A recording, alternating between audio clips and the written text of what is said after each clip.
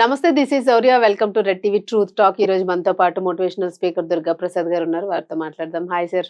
నమస్కారం శౌర్య గారు. నమస్తే సార్. ఐబొమ్మ రవి ఆ మధ్య అంతా కూడా సంచలనం సృష్టించాడు. మరలా ఇప్పుడు విచారణ నేపథ్యంలో ఆయన అసలు ఐబొమ్మతో నాకు సంబంధం లేదు, ఐబొమ్మ రవి అనే పేరు నాది కాదు కదా, ఐబొమ్మ రవి అని ఎందుకు అంటున్నారు అని కొన్ని కీలక వ్యాఖ్యలు చేశాడు. అలాగే మీడియా మీద కూడా చాలా సీరియస్ గా మీకు చెప్పాల్సిన అవసరం లేదు, మీకు చెప్తే మీరేమైనా నాతో కోర్టుకు వస్తారా, కోర్టులో విచారణలోకి అని చెప్పి. ఏంటి సార్ అంటే అప్డేట్ ఏమైంది అసలు? ఇప్పుడు యాక్చువల్గా ఏంటంటే ఇతను ఒక పేద ప్రజలందరూ కూడా సినిమా ఫ్రీగా చూపించేశాడు. అతను మాత్రం ఒక దేవుడు అంటున్నారు. నేను అడిగిన పబ్లిక్ టాక్లో అడిగి చూస్తే వాడు మా దేవుడు అంటే, ఎందుకంటే ఫస్ట్ డేని వెళ్ళాలంటే 2000 ఎంతో అయ్యేది డబ్బులు.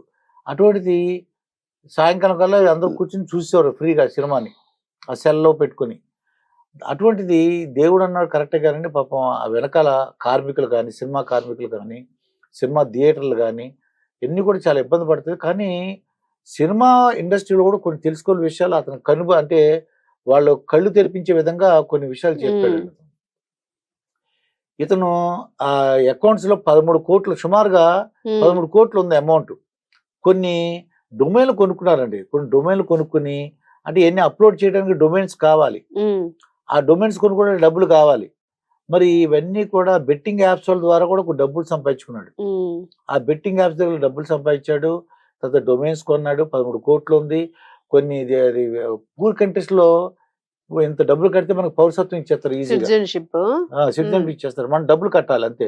5 కోట్లు 10 కోట్లు డబ్బులు ఇచ్చాను అనుకోండి, 3 కోట్లు 2 కోట్లు నువ్వు ఇంత డబ్బులు. ఇప్పుడు ఫర్ ఎగ్జాంపుల్ అమెరికా కూడా అంటున్నాడు ఆయన, మీరు ఎంత అమౌంట్ కడితే మీకు సిటిజన్షిప్ ఇచ్చేస్తామని చెప్పేసి. డబ్బులు స్పెషల్ గా డబ్బులు కడితే ట్రంప్ ఏమంటాడంటే, డబ్బులుగా స్పెషల్ కడితే ఇన్ని 10 సంవత్సరాలు ఉండక్కల్లా, 10 సంవత్సరాలు అయిన తర్వాత 7 సంవత్సరాలు రూల్స్ వెంటనే నీకు పౌరసత్వం ఇచ్చేస్తానమాట.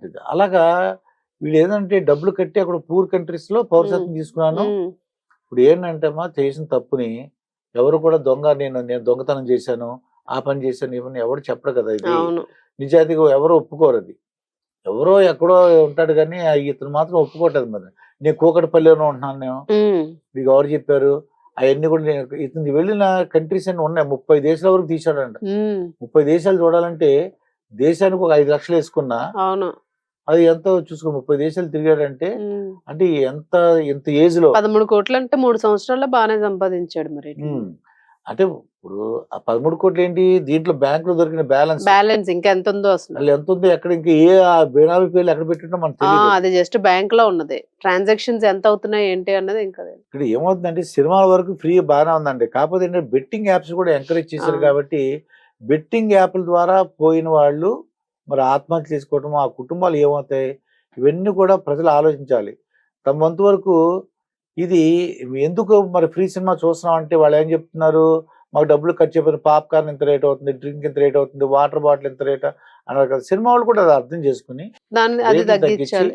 బడ్జెట్ మిమ్మల్ని ఎవరు తీయమని, నిజమే కదా అది, అంత బడ్జెట్ పెట్టి ఎవరు తీయమన్నారు. వెనకాల ఒక 100 మంది ఉంటారండి, నిజంగా కలర్ఫుల్ గా చాలా బాగుంటది. ఆ డాన్స్ దాంట్లో 100 మంది కాకుండా 10 మంది పెట్టుకుంటే ఏమవుతుంది. మరి ఇదివరకు నేను పాడి పంటలు అనే సినిమా మా ఏలూరు దగ్గర తీశారన్నమాట. చూస్తే అప్పటికప్పుడే ఇదిగోండి ఈ పాక తీసేవారండి. అది ఒక పాక దగ్గర ఒక సీన్ తీసేవారు, ఇక్కడ కాకుండా అక్కడ లైటింగ్ బాగుంది అక్కడ మార్చేసుకునేవారు. 30 రోజుల్లో కృష్ణ గారి సినిమాలు తీసేవారండి. 30 రోజుల్లో అప్పటికప్పుడు ఏం దొరికితే అదే. అక్కడ ఫ్యాన్ ఉంటే ఫ్యాన్, ఆ ఇల్లు ఉంటే ఇల్లు, ఆ ఎవరి ఇల్లు అయితే అరే సుబ్బారావు గారి ఇల్లు బాగుందంటే ఆ సుబ్బారావు గారి ఇంట్లో తీసేవారు అంతే షూటింగ్. అంటే అక్కడ ఒక కథాబలం ఉండేదండి. ఇక్కడ కథాబలం లేకుండా రకరకాల విన్యాసాలు, ప్యాన్ ఇండియా అని చెప్పేసి అన్ని ఒక కరెక్ట్ ప్యాన్ ఇండియా ఉండొచ్చు, కొద్ది డబ్బులు ఖర్చు పెట్టచ్చు. మరి ప్యాన్ ఇండియాలో మలయాళం కొన్ని సినిమాలు ఉంటాయి, అవి చాలా తక్కువ రేట్లో సినిమాలు తీసేసి మొత్తం ప్రపంచాన్ని అంతా కూడా చూపిస్తారు. కొరియన్ సినిమాలు ఉంటాయి, చాలా తక్కువ రేట్లో తీస్తారు వాళ్ళు, అందరికీ ఇంట్రెస్టింగ్ గా ఉంటది. అలా ప్లాన్ చేసుకోవాలి తప్ప ఈ ఐబొమ్మ గారు మన ఏంటంటే కొద్దిగా కళ్ళు తెరిపించినట్టు అయింది. అటు ప్రభుత్వాలు కానీ, ప్రభుత్వం కూడా రీసెంట్ గా తెలంగాణ ప్రభుత్వం ఒక రూల్ పాస్ చేసిందండి. ఇక నుంచి మేము కొత్త సినిమాలకి రేట్లు పెంచుకోవడానికి అనుమతి ఇవ్వము. అవునవును. సంక్రాంతి అయినా సరే ఏదైనా సరే మీరు బడ్జెట్ కొద్దిగా లిమిట్ చేసుకోండి. హీరోస్ కూడా మీరు డబ్బులు తగ్గించండి. రెమ్యూనరేషన్ తగ్గించుకోవాలి. ఎన్నెన్ని కోట్లు సార్ 100 ఒక్కొక్కళ్ళకి. కోట్లు అసలు ఆ. ఏంటి ₹1,00,00,000 అంటే చాలా ఎవరు అబ్బా అనుకున్నాం. జనాల సొమ్మే కదా అదంతాను, ఎంత యాక్టింగ్ చేసినా కూడా. ఇప్పుడు అది నాకు తెలిసినంత వరకు బాలకృష్ణ గారు నేను విన్నది ₹1,00,00,000 అంటే కానీ చాలా సంతోషించేవాళ్ళు. అబ్బా ₹1,00,00,000 అని అనుకునేవాళ్ళు అనమాట. అటువంటిది 100 కోట్లు అంటున్నారు వీళ్ళు. 100 కోట్లు 3 సంవత్సరాల 2 సంవత్సరాల సినిమా తీస్తున్నారు. అది ఏదేమైనా తప్పం. ఇది ఏ విషయం అయినా సరే ప్రజలు కూడా అలా చూడకూడదు. అవును. ఫ్రీగా వచ్చింది ఫినాయిల్ అనేది అన్న టైప్ లో ఉండకూడదు. కానీ పాపం వాళ్ళు ఏంటంటే ఎంటర్టైన్మెంట్ కావాలి, అది నిర్మాతలు గ్రహించుకున్నారు. నాకు తెలిసినంత వరకు మీకు ఈ సంక్రాంతి నుంచి రేట్లు పెంచడం ఉండదు. అలాగే క్యాంటీన్లు కూడా రేట్లు తగ్గుతాయి. ఇవన్నీ కూడా ఈ ఐబొమ్మలాట రవి హోటల్లో కూడా ముందుకు రాకూడదు. అటువంటి వాళ్ళు ఇక నుంచి అయినా వాళ్ళు తెలుసుకుని దొంగతనం ఎప్పుడు కూడా ఏది కూడా దాగదమ్మా. అవును. ఎన్నాళ్ళు ఉండదు. అది ఒక నెల 2 నెలలు, సంవత్సరం 2 సంవత్సరాలు, కానీ ఎప్పటికైనా పట్టుబడతారు ఇది. కాబట్టి నేను కూకటి ఉన్నాను, ఆ డబ్బులు నాయి, నేను మంచిగా సంపాదించుకున్నాను ఎన్ని అని చెప్పినా వాళ్ళు ప్రూవ్ చేస్తారు. అవును. ప్రూవ్ చేసిన మీడియా ఏం చేయగలదు అవును. అంటే ఏ మీడియా కూడా అతను ఏమైనా మంచిగా ఉండమని చెప్తున్నారు. తప్పే ఉంది దాంట్లో. అవును. మంచి టెక్నాలజీ ఉపయోగించి ఏమన్నా అంటే ప్రజలు కూడా ఇప్పుడు కొత్త సినిమా నెల రోజుల తర్వాత 15 రోజుల తర్వాత మళ్ళీ ఓటీటీలో వచ్చేస్తుంది. అవునవును. వచ్చేది కంగారు ఏంటి? అప్పుడే చూడాలని రూల్ ఏముంది? అవును. ఓ 10 రోజులు ఆగచ్చు కదా. ఏంటి ఆతృత ఏంటి? ఆదుర్ద ఏంటి? ఆతృత ఉన్న వాళ్ళు థియేటర్కి వెళ్ళాలి, ఆతృత లేని వాళ్ళు ఓటీటీలో వచ్చే వరకు ఆగాలి. వెయిట్ చేద్దాం.